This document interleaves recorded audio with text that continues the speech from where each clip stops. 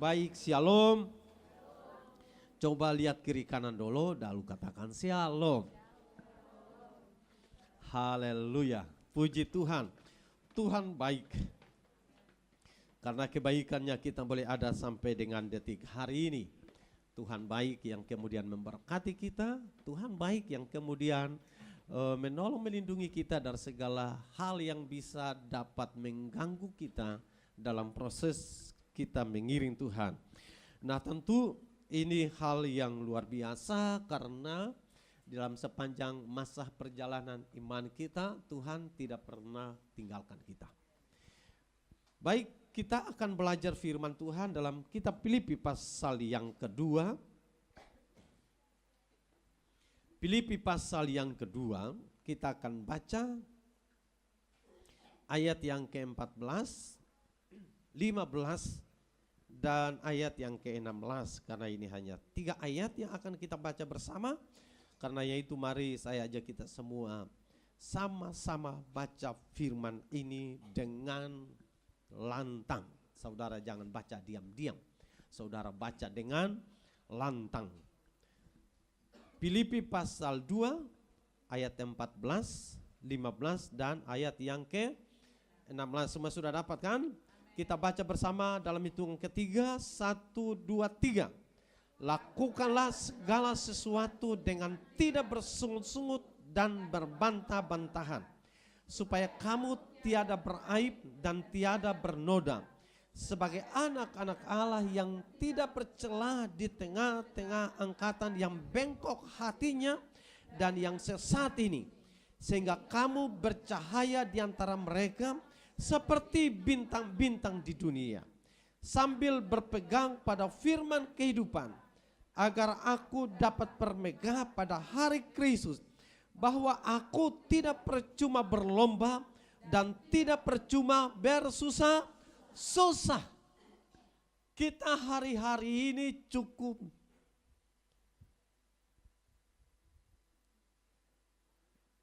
membuat telinga kita agak sedikit kepanasan.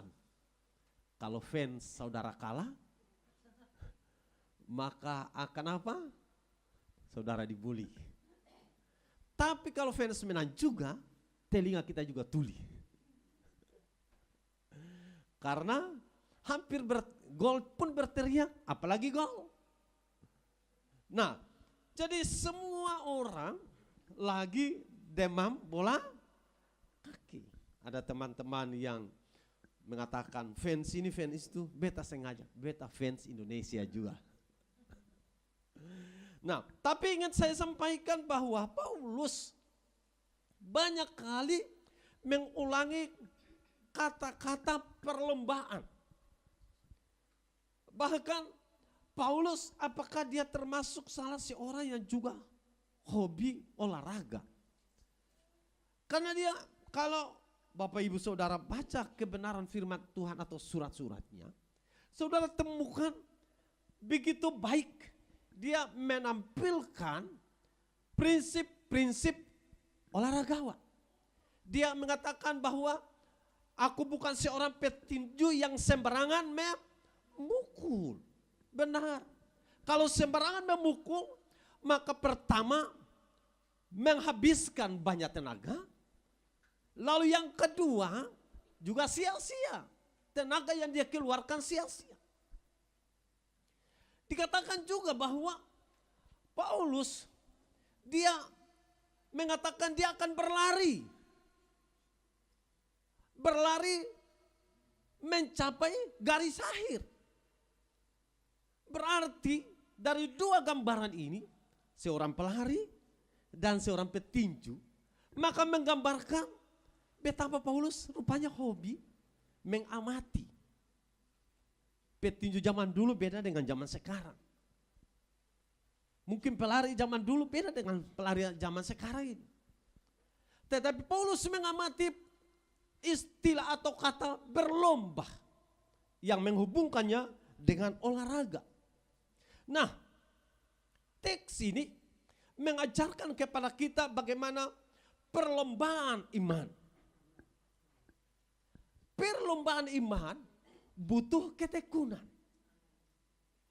Perlombaan iman butuh ketekunan, karena setiap orang yang ikut dalam perlombaan iman itu butuh kerja ekstra.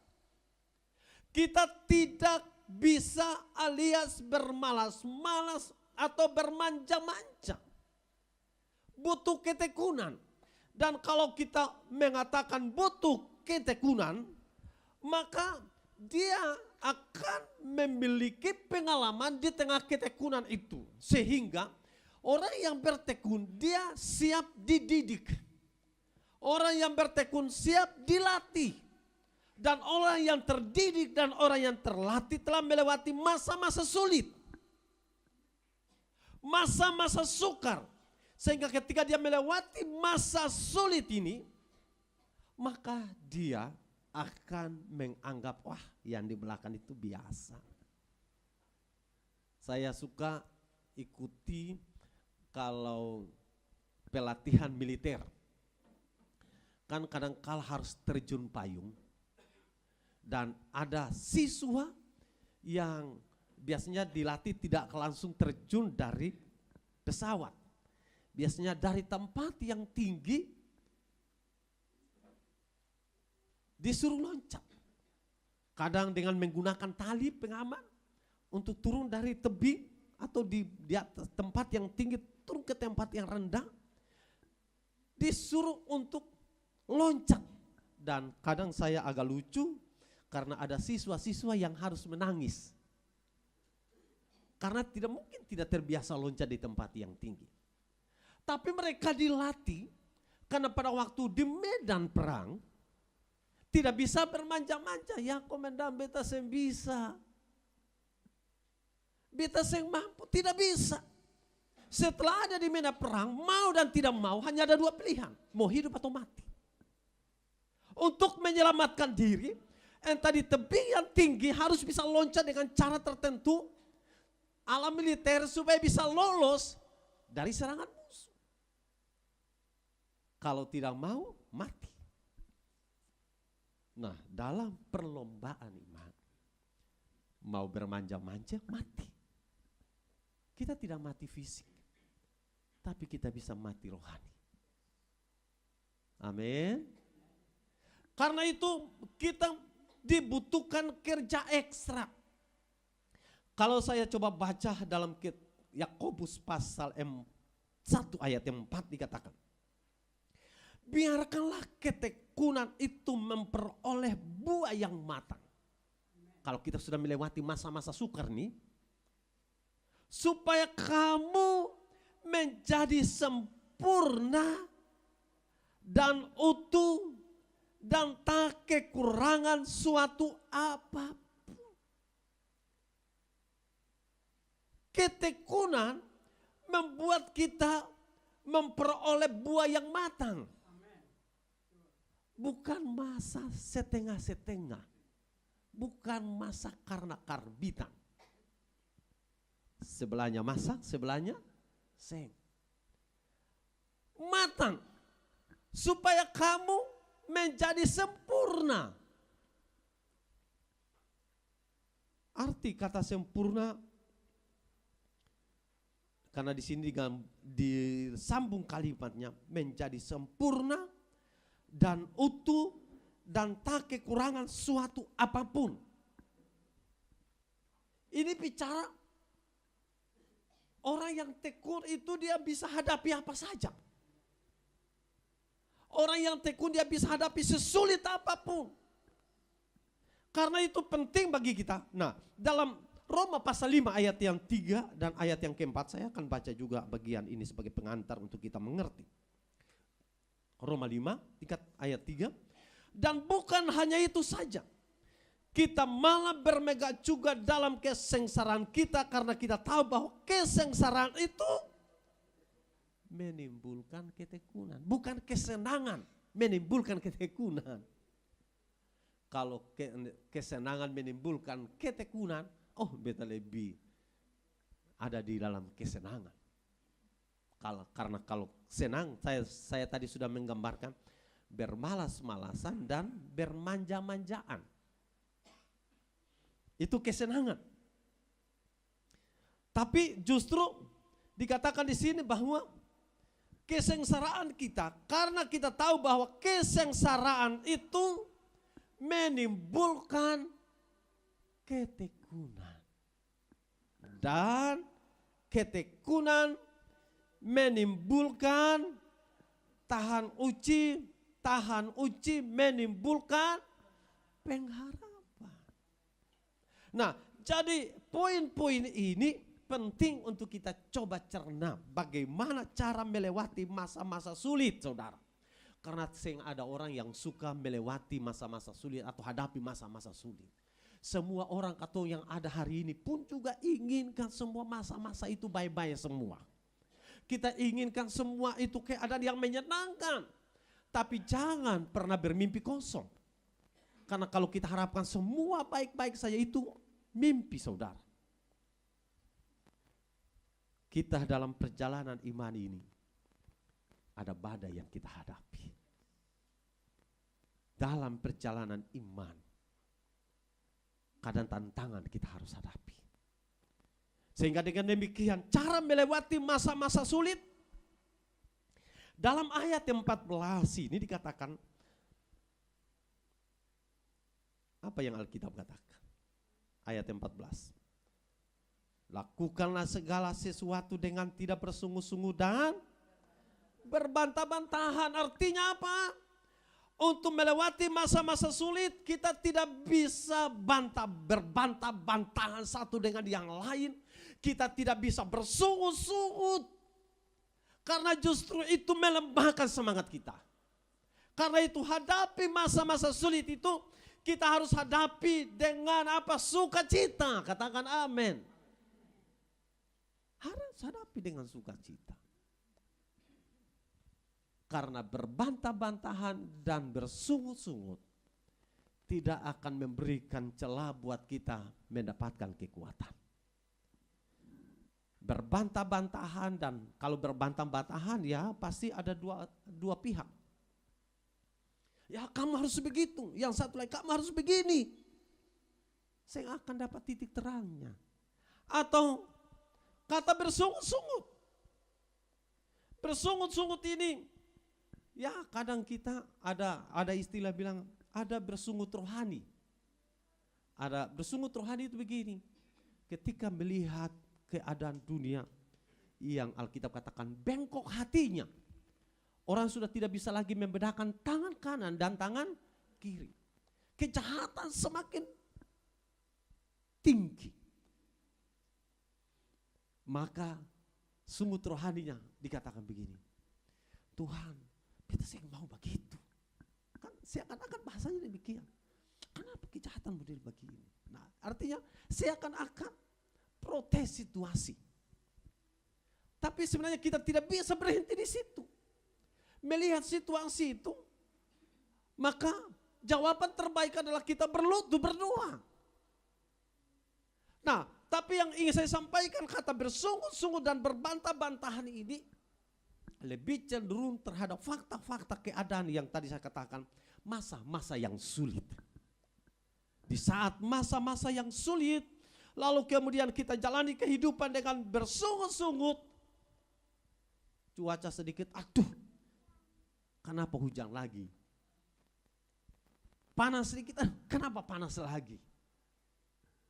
Jadi panas salah, hujan salah, semua serba salah. Pertanyaan, mau salahkan siapa sini?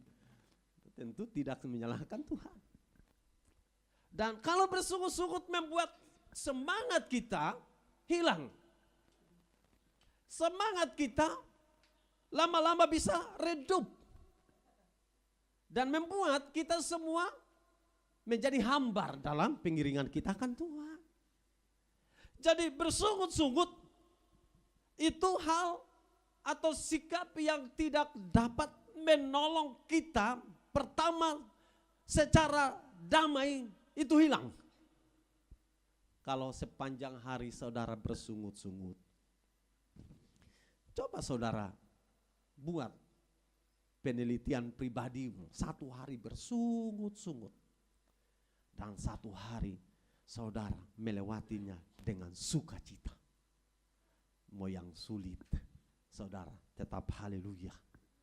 Yang baik tetap saudara haleluya. Maka di dalam rumahmu akan seperti sukacita. Dalam rumahmu akan sebuah kerajaan kecil di mana dihinggapi dengan sukacita sorga.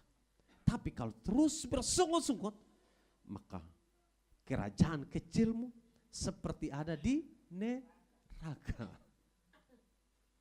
Tinggal mau memilih kerajaan kecilmu menjadi sorga atau kerajaan kecilmu menjadi neraka. Pilihan itu ada di tangan saudara.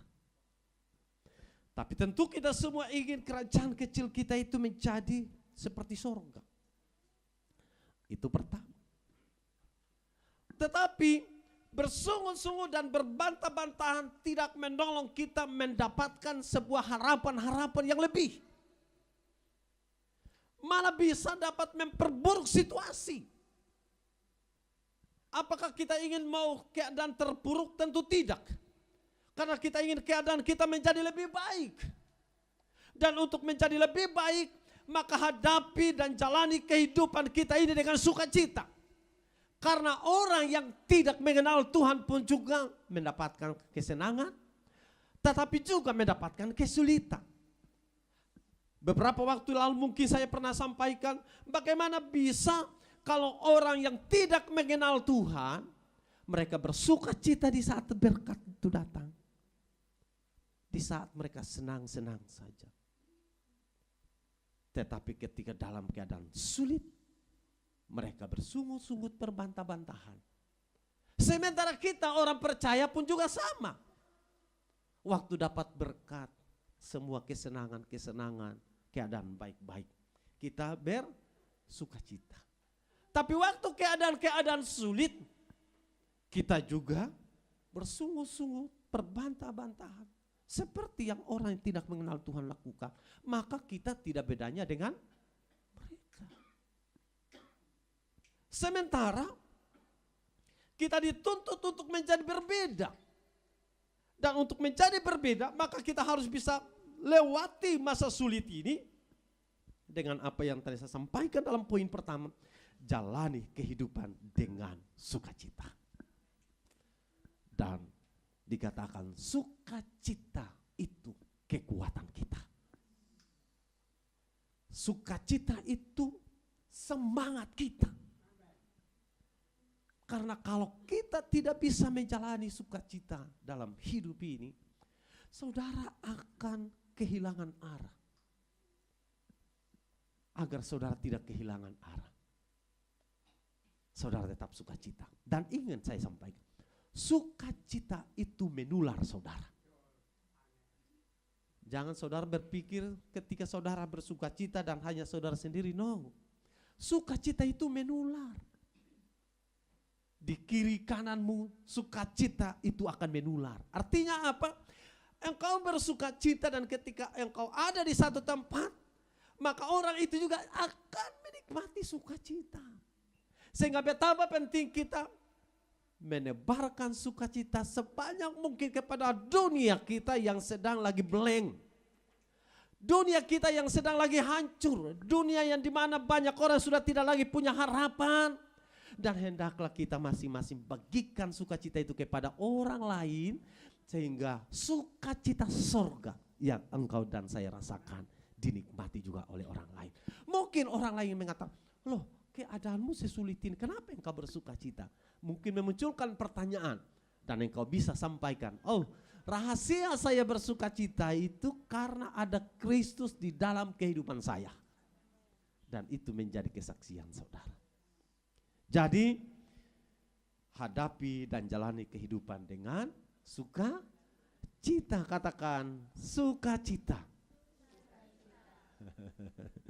Nah, kita lihat bagian yang kedua, karena masa sulit tidak akan bisa kita hindari. Yang kedua, untuk bisa berlomba dalam perlombaan iman di mana membutuhkan ketekunan, maka cara kedua yaitu bahwa hindari sikap yang menyebabkan kehidupan beraib dan bercela. Ayat yang ke-15 kita baca. Supaya kamu tiada beraib dan tiada bernoda, sebagai anak-anak Allah yang tidak bercela di tengah-tengah angkatan yang bengkok hatinya dan yang sesaat ini, sehingga kamu bercahaya di antara mereka seperti bintang-bintang di dunia. Saudaraku, ini menarik, seperti bintang-bintang di dunia. Kita sedang hidup di tengah dunia yang bengkok hatinya dan yang sesat.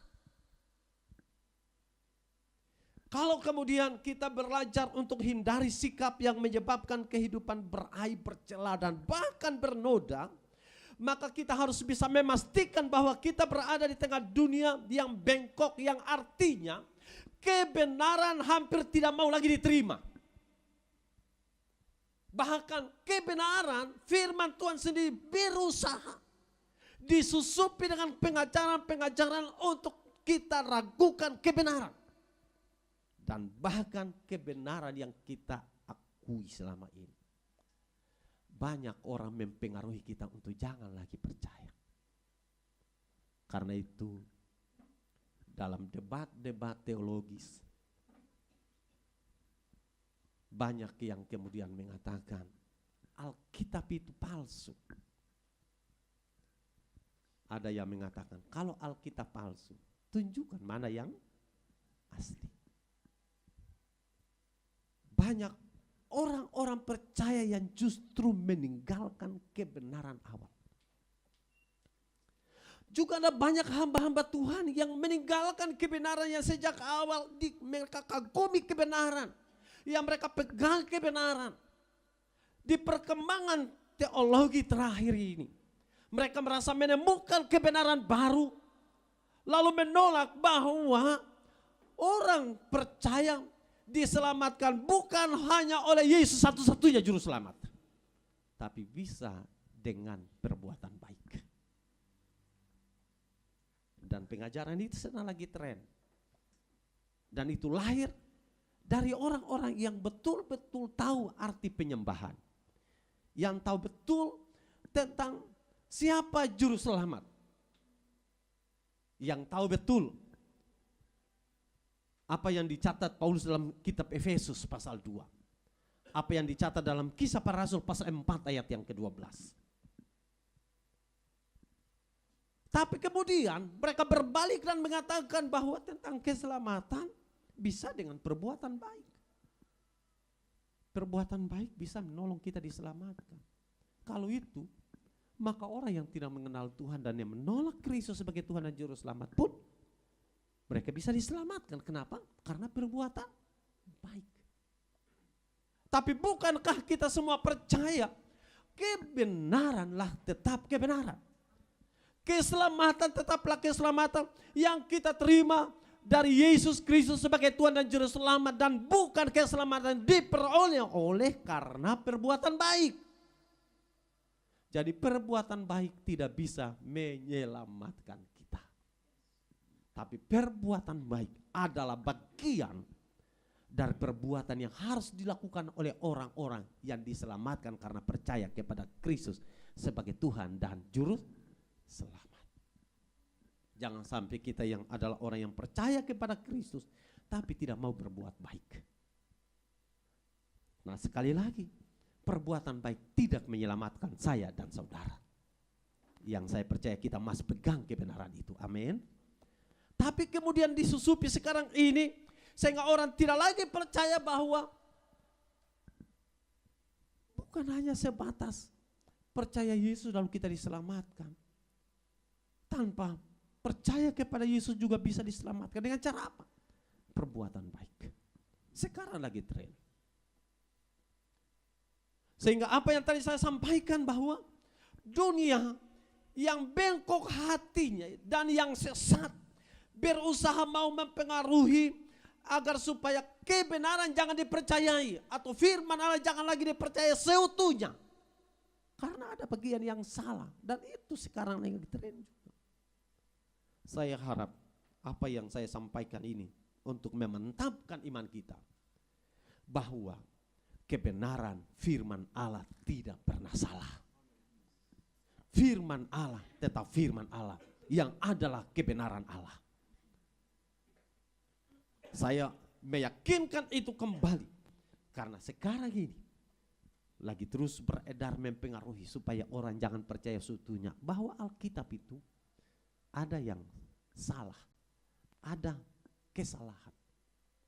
Dan bagi yang ragu-ragu, bagi yang bimbang, dia bisa berubah dan katakan berarti salah kebenaran firman Allah. Saya ingin katakan di jemaat ini, Alkitab tidak salah. Alkitab adalah kebenaran. Alkitab adalah firman Allah. Karena firman Allah yang kita percaya selama ini telah menolong kita, maka kita tidak akan berubah sedikit pun. Nah, apa yang tadi saya sampaikan dengan di tengah dunia yang bengkok hatinya dan yang sesat. Sehingga dengan demikian maka kita selaku orang yang percaya harus belajar berusaha untuk hindari sikap yang menyebabkan kehidupan beraib, bercela, dan bernoda. Kenapa kita harus bisa menghindari? Karena ingat baik-baik, kita sedang ada di tengah dunia yang bengkok hatinya, yang sesaat, dan kita ada di angkatan ini. Kita mungkin akan mengatakan dari 1.000 orang, mungkin hanya 1% di mana orang ada di kerumunan itu yang takut kepada Tuhan. Kita mungkin juga akan mengatakan bahwa dari sekian banyak orang, mungkin hanya ada 1 atau 2% saja yang sungguh-sungguh dengan Tuhan. Bisa saja dari sekian banyak orang, hanya beberapa persen orang-orang yang masih roh takut Tuhan. Tapi di kebanyakan orang dipenuhi dengan pikiran-pikiran yang jahat, niat-niat yang jahat. Apa yang dikatakan di tengah dunia yang bengkok hatinya, berarti tidak ada lagi kebenaran yang kemudian dipercaya dengan sungguh-sungguh. Lalu apa yang dipegang? Kalau tidak lagi pegang kebenaran, yang dipegang berarti kesalahan. Berarti pengajaran-pengajaran yang tidak benar yang dipegang. Atau bahkan bisa kebenaran diri sendiri.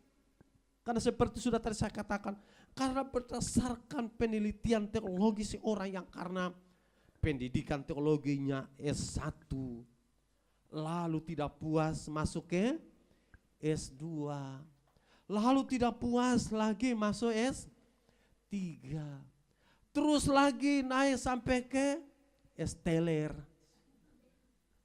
lalu menemukan sebuah kebenaran, sehingga merasa kebenaran itu dia punyai. Dan mungkin punya jabatan dan mungkin punya pengaruh keuangan finansialnya. Dia kemudian menawarkan sosialisasi.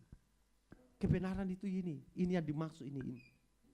Yang bertolak belakang dengan keyakinan iman percaya sebelumnya. Karena sudah dapat S-teler, maka dia munculkan kebenaran sendiri dengan merasa ini yang benar.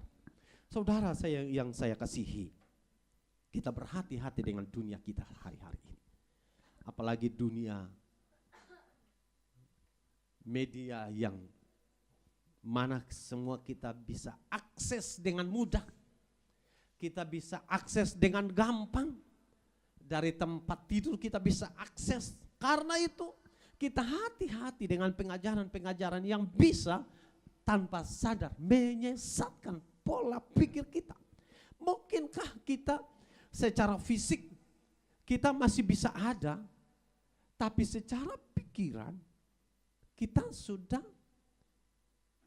dibawa jauh dari kebenaran semula. Karena itu kita hati-hati supaya kita tetap menjaga kehidupan kita di mana kita ada di tengah-tengah dunia yang gelap. Kita ada di tengah-tengah dunia yang hancur. Dan untuk membedakan dari dunia ini, maka Alkitab katakan kita harus berdiri di tengah-tengah dunia seperti bintang-bintang di dunia. Alkitab katakan dalam Injil Matius pasal 5 ayat yang ke-16 dikatakan demikianlah hendaknya terangmu bercahaya di depan orang, supaya mereka melihat perbuatanmu yang baik dan memuliakan Bapamu yang di sorga. Jadi ketika kita ada di tengah-tengah dunia yang gelap dan yang bengkok hatinya dan yang sesat atau dari angkatan yang jahat ini, kita harus bisa tampil seperti bintang-bintang di dunia ini. Atau seperti yang kemudian dicatat dalam Injil Matius pasal 5 ayat yang ke-16. Supaya kita menjadi terang dan orang lain berlari mencari di mana titik terang itu. Saya rindu orang akan cari saudara, orang cari kita semua, karena ada terang dalam hidup kita. Alkitab juga mengatakan kamulah garam dan terang dunia. Dan memang Yesus menyampaikannya. Tapi ini juga dimaksudkan supaya kita juga menjadi garam. Kalau Yesus sendiri katakan, akulah terang dunia, maka artinya terang itu juga harus bisa menjadi bagian bagi saya dan saudara untuk bisa menjadi terang, tapi juga untuk menjadi garam yang membuat, kan garam ini fungsinya untuk apa? Penyedap ya, tapi juga mengawetkan. Agar supaya daging saudara bisa awet, maka perlu pakai garam, mengawetkan. Tapi juga membuat lidah kita ini makanan itu berasa. Kalau setiap hari saudara makan tawar-tawar, artinya tanpa garam. Apa yang saudara rasa? Pernahkah sekian banyak yang hadir ini pernah makan tanpa garam? Pernahkah saya? Pernah 1-2 orang. Kalau yang pernah itu saya tahu, ya sudah di atas 5, 6, 70 tahun. Yang masih ABG pasti ketika makan tanpa garam, pemberontakan terjadi di meja makan. Protes di mana-mana. Tapi bukankah kita harus tampil sebagai garam dan terang untuk membuat ada suasana baru. Terang kita bicara bagaimana supaya orang lain bisa dapat melihat jejak-jejak kita. Orang bisa melihat teladan hidup kita. Orang ikuti. Dan saya rindu itu terjadi buat saya dan saudara. Apakah bisa kalau kita belajar menjalani masa-masa sulit, maka Tuhan akan tolong kita semua. Karena kita sudah belajar memulainya. Tapi kalau kita tidak belajar memulainya untuk bertekun di tengah masa-masa sulit, maka untuk bisa menjadi garam dan terang dibutuhkan kerja ekstra. Tapi saya yakin, saya percaya Tuhan akan tolong kita semua. Tapi baiklah, 2 hal. Pertama, melewati masa sulit, jalani kehidupan dengan sukacita, hindari sikap yang bisa menyebabkan kehidupan beraib, bercela dan bernoda. Maka yang ketiga, kita harus bisa menentukan target iman kita. Nah, perlombaan iman itu butuh ketekunan. Tapi kita bisa membuat target. Semua perlombaan itu mereka punya target. Apakah mereka punya target kalah? Tidak. Mereka punya target kalau sesuai dengan skill, keahlian dan kemampuan. Mereka mengatakan, katong mau masuk ke perempat final cukup. Ada yang mengatakan, katong target runner up. Tapi ada harus juara. Itu target. Nah, untuk mencapai target, mereka tidak hanya sebatas bicara-bicara. Oh, dipenuhi dengan berbagai macam cara dipenuhi dengan berbagai macam sikap. Untuk apa? Mencapai target. Nah, ingin juga saya sampaikan bahwa kalau dunia ini, dunia olahraga, ataukah dunia bisnis, dan berbagai karir-karir di dunia ini mempunyai target. Apakah secara iman kita tidak punya target? Tentu harus. Bagaimana caranya kita menemukan target-target kita? Kita mengatakan begini, masing-masing kita ini lebih mengenal kita. Diri kita ini kita lebih kenal dari orang lain. Amin. Kita mungkin akan mengatakan, tapi beta ini kalau datang ke gereja ini macam berat-berat. Tapi bulan depan beta akan punya target. Targetnya adalah beta akan bulan depan ini menjadi seperti orang yang lapar dan haus. Beta mungkin orang lagi masih tidur, beta sudah mandi. Untuk capai target supaya bulan depan dan selanjutnya ini beta menjadi orang yang setia sungguh-sungguh. Atau beta menjadi orang yang beribadah dengan antusias yang luar biasa. Ataukah bisa saudara mengatakan, tapi beta ini suka cemburu. Harap di sini tidak ada yang suka cemburu. Tapi beta ini suka tersinggung. Harap juga tidak ada yang suka tersinggung. Tapi beta ini suka kecewa. Tapi kita masing-masing harus katakan, Tuhan, itu terjadi di bulan sebelumnya dan terhari ini. Tapi di bulan berikut dan selanjutnya, rasa-rasa itu beta punya tarik. Kalau ada suka kecewa, suka tersinggung, suka cemburu, bahkan bisa suka iri hati, maka dari 4 itu Tuhan, beta mau target 2 dolo beta selesaikan. Amin. Target lah. Kan masing-masing kita sendiri yang harus bisa punya target. Kan beta sendiri tahu saudara punya apa.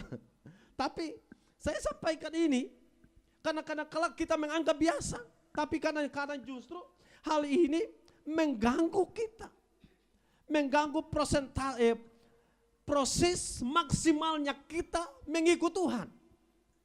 Karena kalau itu yang menjadi penghambat, kalau itu menjadi penghalang, maka kita harus dengan iman buat target. Tuhan, beta mau bulan depan ini 4 kelemahan ini 2 itu lewat. Dan kalau 2 ini nanti setelah 2 lewat baru beta buat target lagi. Nah, kita buat target. Kalau kemudian saudara mengatakan bahwa ini bisa saudara lolos, saya harus memberikan ini sebagai sampel dari sekian banyak hal yang mungkin ada dalam pribadimu. Butuh saudara buat target. Karena kalau dunia sekuler saya buat target, lalu kita secara iman kenapa tidak bisa buat target? Amin. Dan penting supaya kita bisa dapat mengukur kekuatan kita, mengukur tingkat kedewasaan kita. Kalau kita tidak bisa mengukur dan menentukan target-target kita, maka kita akan menjalaninya dengan biasa-biasa. Wah, akhirnya kita tidak bisa membedakan dari tahun ke tahun, dari bulan ke bulan. Tidak ada bedanya karena kita sendiri tidak merasakan sesuatu. Tapi kalau kita tahu bahwa ternyata ada kelemahan-kelemahan kita, maka kita buat target Tuhan, ini penghalang buat saya. Dan saya mau dari 4 penghalang itu, saya buat target 2 itu selesai dulu. Caranya bagaimana? Saya tidak tahu. Tapi pasti cara terbaik adalah saudara betul-betul membekali dirimu dengan firman Allah, dengan doa dan persekutuan yang sungguh-sungguh dengan Tuhan. Karena itu cara-cara terbaik. Di lain sisi, ya strategi tertentu untuk bagaimana saudara bisa menang atau kita bisa menang dari situ. Karena kalau kita tidak bisa keluar dari situ, maka atau kalau kita tidak bisa buat target, ya semua biasa-biasa saja. Nah, penting untuk buat target secara iman. Kalau di dalam rumah tangga kita semua, kita bisa buat target katakanlah ya sudah Kalau ini ibu-ibu yang beta ini suka kumpul pakaian kotor ini, nanti 1 minggu 1 kali baru beta cuci. Bayangkan kalau personilnya ada 10 orang di dalam rumah, dan 1 minggu 1 kali saudara hari Sabtu baru saudara cuci pakaian kotormu. Apa yang terjadi dengan rumahmu? Maka di kiri kanan muka belakang semua penuh dengan seperti paniki, orang Maluku Utara bilang. Kelelawar di mana-mana tergantung. Kita mungkin mengatakan target, beta mungkin 2 hari sekali beta cuci. Ya, itu praktis, maksudnya hal-hal praktis yang ingin beta sampaikan. Beta ini kalau habis makan ini saya suka cuci piring. Apalagi yang ABG ini. Habis makan langsung taruh. Kadang bisa cuma di meja makan, kadang cuma ada di tempat cuci piring, kasih tinggal saya. Beta sampai hari ini habis makan masih cuci piring, masih cuci gelas. Beta punya. Sampai hari ini saudara. Kalau sudah pakai neces begini baru makan, taruh saya. Kalau mau cuci silakan. Tapi sampai hari ini saudara. Tapi kalau cuci pakaian, beta angkat tangan. Tapi maksudnya adalah kita buat target saja. Ini hal-hal simpel yang ingin saya sampaikan dalam hidup ini. Secara rohani, mari kita buat target. Kalau kita bicara, beta selama ini cuma 1 ayat. Beta mau target bulan ini dan selanjutnya 1 pasal. Terlalu sedikit 2 pasal. Terlalu sedikit 3 pasal. Sesuai dengan program GSJ di Indonesia, minimal 2 pasal. Target iman. Amin. Kan saya tadi katakan kalau para pebisnis buat target untuk dapat untung. Lalu perlombaan iman buat target. Jadi ini contoh-contoh praktis yang ingin saya sampaikan. Masih ada banyak hal dalam kehidupan kita yang terkait dengan iman, di mana kita harus buat target di sana. Kenapa kita buat target? Karena untuk bisa mengetahui level iman kita. Karena dengan demikian, maka membuat kehidupan kita ini dapat mampu mengukur perubahannya. Perubahan yang membuat kita ini menjadi naik level, atau kita tetap ada pada standar lari. Tapi bukankah untuk sebuah kemajuan, maka dia harus tinggalkan levelnya. Kalau dia ada di tingkat 2, lalu kemudian untuk mendapatkan kemajuan, tidak bisa mempertahankan kemajuannya itu cuma ada di level 2. Halus naik ke level ya minimal sangat 2,5. Lalu naik ke 3, 4, 5 dan seterusnya. Sehingga dengan demikian kita menemukan perubahan tingkat kemajuan rohani kita.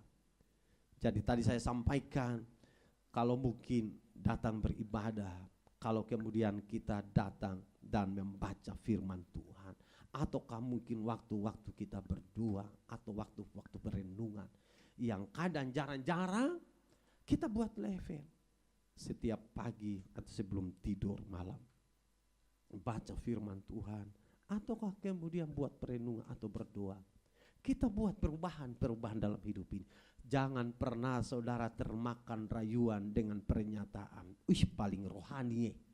Kan kadang kala ini kalau kita mulai berubah langsung, orang menganggap sama dengan Bapak Pendeta saja. Bukankah kesungguhan tidak harus menentukan level atau jabatan siapapun? Di dalam Tuhan, masing-masing kita harus bisa mengukur kadar iman dan kemajuan rohani. Dan untuk mengukur kadar kemajuan rohani, kita harus bisa menunjukkan sebuah sikap yang olehnya saudaraku mempermuliakan Tuhan. Nah, dengan demikian, maka bagian yang saya ingin akhiri dengan mengatakan bahwa hendaklah dalam kehidupan ini kita berlomba-lomba bagi Tuhan. apa yang kemudian dicatat oleh kebenaran firman Allah. Agar supaya aku tidak percuma berlomba dan tidak percuma bersusah-susah. Paulus katakan kepada jemaat yang ada di Filipi, agar supaya dia tidak merasa percuma berlomba dan akhirnya juga tidak percuma bersusah-susah. Kita ini sedang dalam perlombaan iman.